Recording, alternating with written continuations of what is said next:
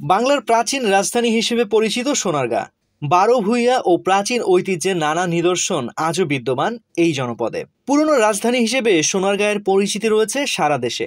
দেশি বিদেশি পর্যটকদের আকর্ষণ করার মতো অনেক ঐতিহ্যবাহী উপাদান রয়েছে এই উপজেলায়। কালের বিবর্তনে রাজধানী হারিয়ে গেলেও পুরনো অনেক নিদর্শন ও প্রত্নসম্পদ আজও বিদ্যমান সোনারগাঁয়ের আনাচে কানাচে। ভারতের পশ্চিমবঙ্গের সুপরিচিত সাবেক মুখ্যমন্ত্রী জ্যোতি বসুর পৈতৃক বাড়ি নারায়ণগঞ্জের সোনারগাঁ উপজেলার বারোদির চৌধুরীপাড়া গ্রামে। ওই বাড়িতেই কেটেছে তার শৈশব। স্মৃতিবাহক জ্যোতি বসুর এ বাড়িকে 2010 সালের 14 ফেব্রুয়ারি তৎকালীন প্রধানমন্ত্রী পর্যটন কেন্দ্র গড়ে তোলা হবে বলে ঘোষণা দেন। পরে 3,83,66,000 টাকা ব্যয়ে সংস্কার করে 2020 সালে সাবেক বেসামরিক বিমান পরিবহন ও পর্যটন মন্ত্রণালয়ের সচিব মোকাম্মেল হোসেন তা পর্যটন কেন্দ্র হিসেবে আনুষ্ঠানিকভাবে উদ্বোধন করেন। তবে কালের বিবর্তনে বাড়িটির আদিপাকা ভবনটি প্রায় বিলীনের পথে। প্রয়োজনীয় রক্ষণাবেক্ষণের অভাবে পর্যটন কেন্দ্র হওয়া সত্ত্বেও পর্যটক শূন্য হয়ে পড়ে আছে জরাজীর্ণ বাড়িটি, যার ফলে সোনারগাঁয়ের বারোদি থেকে প্রায় মুছে যেতে বসেছে জ্যোতি বসুর নাম। ঐতিহ্যবাহী সোনারগাঁয়ের বারোদি ইউনিয়নে জ্যোতি বসুর জন্মস্থান। উনি এখানে পড়ালেখা করে বড় হয়েছে। ওনার বাড়ি, উনি পরবর্তীতে ভারত সরকারের পশ্চিমবঙ্গের মুখ্যমন্ত্রী হয়েছেন, সিপিএম এর সভাপতি হয়েছেন। তার ঐতিহ্যকে ধারণ করে এখানে একটা পর্যটন কেন্দ্র গঠন করা হয়েছে। এই পর্যটন নগরী জরাজীর্ণ অবস্থায় আছে, সরকারের অবহেলায় আছে। যদি এখানে পাঠাগার আছে, খেলার মাঠ আছে, সরকার যদি সুদৃষ্টি দেয় অনেক পর্যটন এখানে আসবে। বাড়িটির রক্ষণাবেক্ষণ হলে নতুন প্রজন্ম জানতে পারবে জ্যোতি বসুর ইতিহাস ঐতিহ্য সম্পর্কে। তেমনি গ্রামের মানুষের অর্থনীতির চাকাও হবে আরো বেগবান, এমনটা মনে করেন এলাকাবাসী। বিষয়টি সুবিবেচনায় সংশ্লিষ্ট কর্তৃপক্ষের দৃষ্টি আকর্ষণ করেন তারা। জ্যোতি বসু আমাদের ভারতের একজন ঐতিহাসিকবিদ, রাজনীতিবিদ ছিল। উনি ভারতের পশ্চিমবঙ্গের মুখ্যমন্ত্রী ছিল। এখানে ওনার ছোটবেলা থেকে এখানে বড় হয়েছে, এরপর পশ্চিমবঙ্গে চলে গেছে। এখানে একটা পর্যটন কেন্দ্র আছে। এটা যদি আরো সংস্কার করে আরো বড় করে হয়, আরো ব্যাপক হারে কোনো কিছু তৈরি করা হয়, এলাকার উন্নত হবে, এলাকার কর্মসংস্থান ব্যবস্থা হবে। হ্যাঁ, এটা আমরা আশাবাদী, এরকম যাতে সরকারের পক্ষ থেকে এরকম ভালো কিছু যাতে পদক্ষেপ গ্রহণ করা হয়। উপজেলা নির্বাহীর অফিস থেকে জানানো হয়েছে বাড়িটি জেলা পরিষদের অধীনে।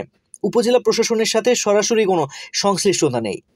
সোনারগাঁ উপজেলা নির্বাহী কর্মকর্তা ফারজানা রহমান বলেন, বাংলাদেশ পর্যটন কর্পোরেশন কাজ করা শুরু করলে হয়তো জ্যোতি বসুর বাড়িটি পর্যটক বান্ধব হয়ে উঠবে। জ্যোতি বসুর বসত বাড়িটি আপনাদের নিশ্চয়ই জানা আছে যে এটি মূলত বাংলাদেশ পর্যটন কর্পোরেশন এবং একই সাথে এটি জেলা পরিষদের অধীনে রয়েছে।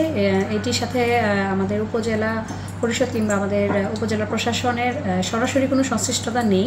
তবে যেহেতু এটি আমার জুরিসডিকশনের মধ্যে, সেহেতু আমি এটি ভিজিট করেছি এবং আমি দেখেছি যে এটি একটি ঐতিহ্যবাহী স্থান এবং এটি পর্যটন কেন্দ্র হিসেবে ইতিমধ্যে ঘোষণা করা হয়েছে।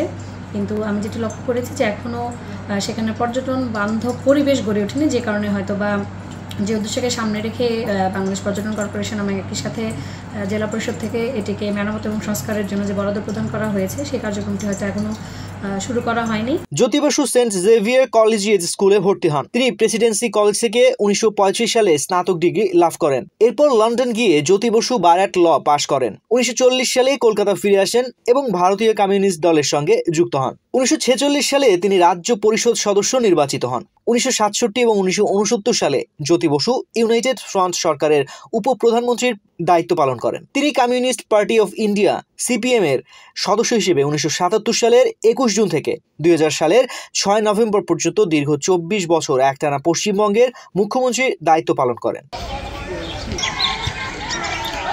পশ্চিমবঙ্গের মুখ্যমন্ত্রী থাকাকালীন জ্যোতি বসু 1987 সালের 20 জানুয়ারি এবং 1997 সালের 11 নভেম্বর স্ত্রী বাসন্তী ঘোষ ওরফে কমলা বসু ও তার ছেলে চন্দন বসুকে সঙ্গে নিয়ে বারোদিতে তার পৈতৃক বাড়িটি দেখতে আসেন। ওই সময় জ্যোতি বসুর সঙ্গে ছিলেন বাংলাদেশের তৎকালীন প্রধানমন্ত্রী মিজানুর রহমান।